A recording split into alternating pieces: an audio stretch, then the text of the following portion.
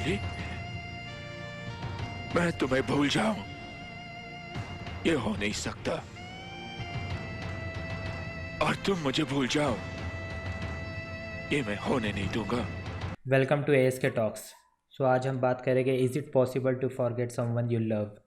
हम इस वीडियो में 5 स्टेजेस ऑफ लव फेलियर्स के बारे में डिस्कस करेंगे और हर एक स्टेज पे क्या स्ट्रैटेजी अप्लाई करना चाहिए, क्या प्रैक्टिकल स्टेप्स लेना चाहिए उससे डील करने के लिए, उसके बारे में डिस्कस करेंगे। अब ये टॉपिक काफ़ी इमोशनल है, बट फॉर वंस हम इसे लॉजिक के पॉइंट ऑफ व्यू से समझने की कोशिश करेंगे। सो सबसे पहले इस वीडियो का स्कोप डिफाइन कर लेते हैं। There are different types of love, but इस वीडियो में हम रोमांटिक लव के बारे में बात करेंगे और ये वीडियो स्पेसिफिक होगा स्टूडेंट्स के लिए और मोर स्पेसिफिकली लड़कों के लिए। अगर आप एक लड़की हो और इस वीडियो को देख रहे हो तो देख सकती हो, बट इसमें आगे में जो कुछ पॉइंट्स बोलने वाला हूँ मे बी आप उससे ज़्यादा रिलेट नहीं कर पाओगी। So moving on.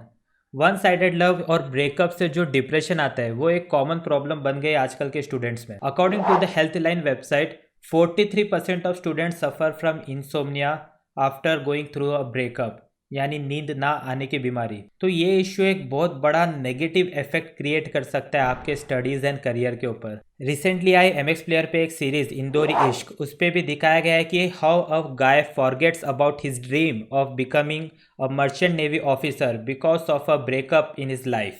और ये इश्यू और क्रिटिकल तब बन जाता है बिकॉज इसके बारे में हम अपने पेरेंट्स से डिस्कस नहीं कर सकते। डिस्कस करते तो ज़्यादा से ज़्यादा अपने फ्रेंड्स से, अपने पीयर से। अब वो क्या आपको एडवाइस देंगे जो खुद कंफ्यूज्ड है लाइफ में। सो इसलिए मैंने सोचा कि let's talk about it now. इस टॉपिक पे ढेर सारे वीडियोस अवेलेबल है इंटरनेट पे, but why you should listen to me. अब इस वीडियो में मैं आपको कोई ज्ञान नहीं देने वाला, मैं सिर्फ facts, logic, actionable and practical steps के बारे में डिस्कस करूँगा जो मेरे पर्सनल एक्सपीरियंस से आ रहा है। अब क्वेश्चन के डायरेक्ट आंसर पर आते हैं। Is it really possible to forget someone you love? The short answer is yes. अब फॉरगेट का मतलब ये नहीं कि आप गजनी बन के उनकी मेमोरीज या उनके एग्जिस्टेंस को ही भूल जाओ। इन दिस कंटेक्स्ट फॉरगेट का मतलब ये है कि मूव ऑन हो जाना। उस लड़की के लाइफ में आने से पहले आप किस तरीके से जी रहे थे उस तरीके से जीने लगना, without making her any centre of your thoughts. अब कोरा पर अगर आप जाके देखोगे तो इस टॉपिक पे आपको ढेर सारे आंसर्स मिल जाएंगे। कुछ आंसर्स में तो ये भी लिखा होता है कि if you truly love her then you cannot forget her. अब गलती इन आंसर्स लिखने वालों की नहीं है दोस्तों। What you have not seen or have experienced in life is impossible to believe. For example, Earth is flat theory. अब पहले लोग बिलीव करते थे कि अर्थ इज नॉट राउंड बल्कि फ्लैट है। अब स्टूडेंट्स की इतनी एज भी नहीं होती है कि वो अपने पास्ट एक्सपीरियंसेस से कुछ सीख पाए। लोग जनरली मूवीज या पॉप कल्चर से अपनी बिलीफ को फॉर्म करना शुरू कर देते हैं, जैसे कि ये माँ हम एक ही बार जीते हैं, एक बार मरते हैं, और प्यार भी एक ही बार होता है। अब आयरनी की बात तो ये है कि सेम मूवी में ही marriage Kajol, forgetting about Rani Mukerji and going against his own statement. अब मैं खुद शाहरुख खान का बहुत बड़ा फैन हूँ दोस्तों, but the point of showing you this clip is कि Bollywood and Hollywood love stories को रियल लाइफ वर्ल्ड से कंपेयर करना and to make the dialogues as generic statement is illogical according to me. अब बात करते हैं उन 5 स्टेजेस की। अब जैसे जैसे ये स्टेजेस बढ़ते रहते हैं वैसे वैसे intensity of emotion associated with that person also starts increasing.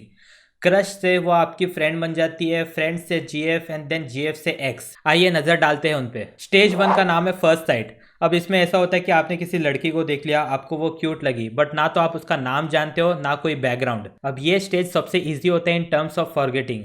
अगर आपने उस पर्सन को 1 या 2 हफ्ते तक नहीं देखा so you will easily forget her in the hustle and Bansal of your life. अब अगले स्टेज का नाम है क्रश। अब इस स्टेज में the frequency of contact starts increasing slowly. You exchange a few hi sometimes but you still don't know them properly. अब इस स्टेज में the first thing you should do is get to know them personally.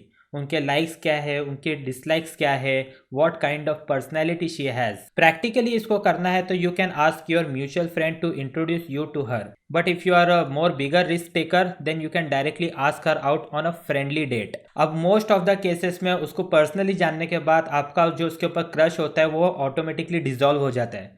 May be because she is not of your type, may be because she has a toxic personality which don't resonates with you. कोई भी reason हो सकता है, but अगर ऐसा नहीं होता है then you move on to next stage, stage 3। So stage 3 को हम नाम देते हैं इन्फैचुएशन। इस स्टेज में जो फ्रीक्वेंसी ऑफ कांटेक्ट होता है आपका उस पर्सन के साथ वो ड्रामेटिकली इंक्रीज हो जाता है as compare to the previous stage. This may happen because you go to the same class together or you both are working on a same project. अब अगर आप उस पर्सन से रिलेटेड ऑब्सेसिव थॉट्स ला रहे हैं अपने दिमाग में या फिर उसके साथ एक अनरियलिस्टिक फ्यूचर इमेजिन कर रहे हैं, then it's highly likely that you have entered the stage of infatuation. अब ध्यान देना कि हम यहाँ स्टिल वन साइडेड इन्फैचुएशन की बात कर रहे हैं. The other person has no idea how you feel about her. If you don't want to risk your friendship by revealing your feelings to her, then the most practical advice I will give you is to wait and have patience. ये infatuation का stage ज़्यादा देर तक टिकता नहीं है. But in the meantime, I'll suggest you to stop thinking about her. अब ये बोलने में तो आसान लगता है, but it's technically very difficult. मैं आपको एक एग्जाम्पल के साथ समझाता हूँ. मान लीजिए मैंने आपको बोला कि आपको एक बड़े से काले मेंढक के बारे में नहीं सोचना है, तो डेफिनेटली आप उसकी इमेज फॉर्म करने लगोगे अपने दिमाग में. और तो और उस लड़की के बारे में सोचने से आपके दिमाग में एक डोपामाइन नाम का केमिकल रिलीज होता है जो आपको एक टेम्परेरी एक्साइटमेंट, हैप्पीनेस और गुड फीलिंग देता है. But at the same time ये एक एडिक्टिव केमिकल भी है. ये जिस एक्टिविटी से आपके ब्रेन में रिलीज होता है तो आपका ब्रेन बार बार उस एक्टिविटी को रिपीट करने का आपको सिग्नल देता है और इसकी वजह से एक एडिक्शन साइकिल शुरू हो जाता है. And at one point of time ये बिहेवियर काफ़ी टॉक्सिक साबित हो सकता है आपके लिए. तो इसका सॉल्यूशन क्या है? The solution is ARP, addiction recovery process. आप उस लड़की के बारे में सोचना बंद तो नहीं कर सकते, बट आप उसके थॉट्स को रिप्लेस कर सकते हैं विद सम अदर एक्टिविटी. आपको किसी एक ऐसी एक्टिविटी में इन्वॉल्व होना है जहां आपका माइंड एंगेज रहे most of the time. The idea is to keep your mind busy and don't give it much free time to daydream. As most of the people say, an empty mind is the devil's workshop. So I'll suggest you to involve yourself in sports, hobby, chess, guitar, book reading etcetera. अब movies देखने से इसका कुछ फ़ायदा नहीं होता है और मूवीज़ देखने का रिस्क ये होता है कि अगर उसमें कोई रोमांटिक सीन आता है so there is a high risk that scene will remind you of her. अगर ये सब करने के बाद भी if you are still not over that person within 6 months to 1 year, then you have entered the next stage. So stage 4 is attachment, या हम इसे वन साइडेड लव भी कह सकते हैं डिपेंडिंग अपॉन योर सिचुएशन. अगर उस लड़की को आपके लिए फीलिंग्स है देन तो कोई प्रॉब्लम नहीं है, बट प्रॉब्लम तब आती है when your feelings are not being reciprocated. इस स्टेज को हम एक और पॉपुलर नाम से जानते हैं, फ्रेंड जोन. अब मोस्ट ऑफ द बॉयज़ के स्टोरी का दी एंड तो इसी स्टेज में हो जाता है, बट सवाल फीलिंग्स का है, उसका क्या करें. ये एक ऐसा स्टेज है जहाँ आपको किसी और के साथ रिलेशनशिप में जाने का मन भी नहीं होता है. You become so much obsessed with that person कि you don't give attention to other girls who have feelings for you. तो इसका सॉल्यूशन क्या है? अब इस स्टेज में आने के बाद जितना डैमेज होना था वो तो हो गया ऑलरेडी. अब फ्रेंडशिप को बचाने से बेटर आप ये सोचें कि इसके ट्रैप से हम कैसे निकले. अब इससे बाहर निकलने के लिए the most practical advice I will give you is to take that step ahead and confess your feelings to her. अब ये करने का रीज़न ये है कि आपको किसी डाउट में नहीं रहना है. क्या पता कि she liked you but she was waiting for you to confess. So in order to start a proper recovery process आपको आपके ब्रेन को किसी भी कंफ्यूज स्टेट में नहीं रखना है.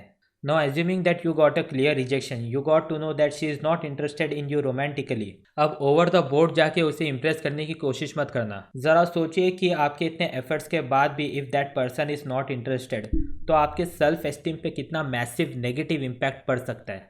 So the first thing to do is आप उससे बात करो and tell her that we cannot stay friends any more. हाँ, हम एक्वेंटेंसेस रह सकते हैं and if she is really sensible she will understand your situation. So what next? अब यहाँ आपको फिर से एडिक्शन रिकवरी प्रोसेस शुरू करना होगा जो मैंने आपको स्टेज 3 में समझाया था. And unless necessary try to keep the contact with this person only for necessary situation unless you are confident enough that you are over her. अब इस स्टेज में a few lucky of you will get into relationship, but it's always better to keep yourself prepared for the next stage, that is the stage 5, breakup. So no matter how great chemistry you had, but in some relationships breakups are inevitable. Now assuming that you are the one who got dumped, हम इस situation से deal करने के बारे में discuss करेंगे. अब ये सबसे ज़्यादा वर्स्ट स्टेज होता है बिकॉज इसमें आपकी जो इंटेंसिटी ऑफ इमोशन होती है वो सबसे हाईएस्ट लेवल पे होती है. अब ब्रेकअप से डील करने का कोई श्योर शॉर्ट फार्मूला तो नहीं है. हर बंदे की अपनी सिचुएशन और उनकी पर्सनैलिटी के हिसाब से अपने अलग अलग तरीके होते हैं. अब इस सिचुएशन में मैं आपको ये तो सजेस्ट नहीं करूँगा कि आप उस लड़की के बारे में सोचना बंद कर दो. That's next to impossible in the early stages of the recovery process. But एक प्रैक्टिकल एडवाइस देना चाहूँगा कि आप उसके साथ सारे कम्युनिकेशन के मीडियम्स बंद कर दें, चाहे वो डायरेक्ट हो व्हाट्सएप के थ्रू या एक इनडायरेक्ट वे हो इंस्टाग्राम स्टोरीज के थ्रू। और यार बस इतना कहूँगा कि just give it some time. Psychologist के हिसाब से heart break is very similar to physical injury, but like every wound time के साथ साथ ये जख्म भी बढ़ जाते and the intensity will go down eventually. But इस स्टेज में एक मेजर रिकमेंडेशन में ये देना चाहूँगा कि don't stay alone in the recovery phase. Talk to your friends और ask for help from your family members. हाँ, ये सब बोलते हैं बिकॉज इट एक्चुअली वर्क्स। अगर आप बहुत ही ज़्यादा इंट्रोवर्ट है तो take a pen and put down all your thoughts on a piece of paper. It's a coping mechanism to drain out that flood of thoughts going on in your mind. अब इन सब का conclusion क्या निकलता है? Students के depression का root cause क्या है? मेरे हिसाब से ये फ्री टाइम है दोस्तों। As compare to the working people you will see that students के पास बहुत ज़्यादा फ्री टाइम होता है which gives them more thinking time and they just keep ruminating those thoughts again and again. अब मैं ये नहीं कहता कि don't fall in love. In fact, love is one of the most beautiful emotion of mankind and the reason for the survival of our species. But making love the center of your life is not a right thing to do. So मिलते हैं next video में। अगर आप इस channel पर first time आए हो तो सब्सक्राइब करना मत भूलना, इस वीडियो को लाइक करना और जिसे इसकी ज़रूरत है उसके साथ शेयर करना। Thank you for watching till the end. ऐसे ही कर खुद को मोटिवेट, ये फॉलो करके तू भी फील कर ले great. ASK elevation there for you, relate motivate and elevate.